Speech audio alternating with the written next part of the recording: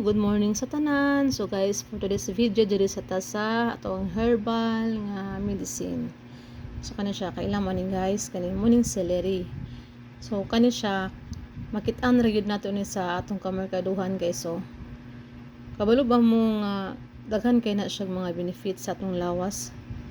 Sige ra mo kaon ana guys, pero dayto dako kay nagkatabang sa inyong lawas, labi na tong mga tawo nga naay mga rheuma din ha, kanang mga gasakit-sakit ng ilang mga katuhuran, kanang naay obesity, chronic pulmonary diseases, muna siya ang deficiency diseases guys.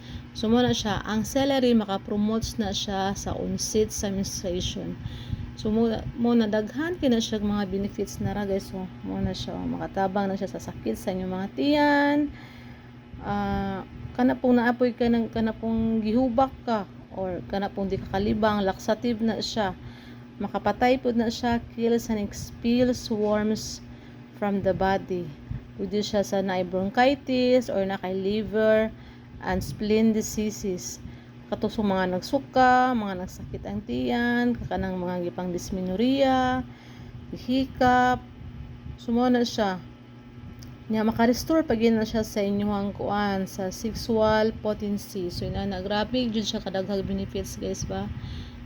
So mo no, dapat jud guys, bisan ka ng kuan, bisan di ka ganahan mo kaon og gulay, sumukaon jud kay bisan kay isa lang sa kaadlaw, kay dako kay nagtabang sa atong lawas. Di sa ta mo diretso og adto og ambak sa mga medisina guys, kay nagi na siya yung mga side effect ka ng mga synthetic nga mga medicine, nagi na siya yung mga side effect sa atong lawas. So dinhi lang sa ta magkaon-kaon na sa ta ani mga gulay, kay ayha ra din ta maka-realize nga pag nanatay balatian, ayha ra din ta manguan. So sama na ko guys, so, diba ayha ra din ko naka-realize kung yung ukay na din ko ani mga herbal na ko nga ang herbal books din ha. Ay din ako na diskubrihan nga inani day siya daghan dig mga benefits sang mga gulay or mga sagbot nga nasa itong mga kilid-kilid. So mara to guys, bye bye.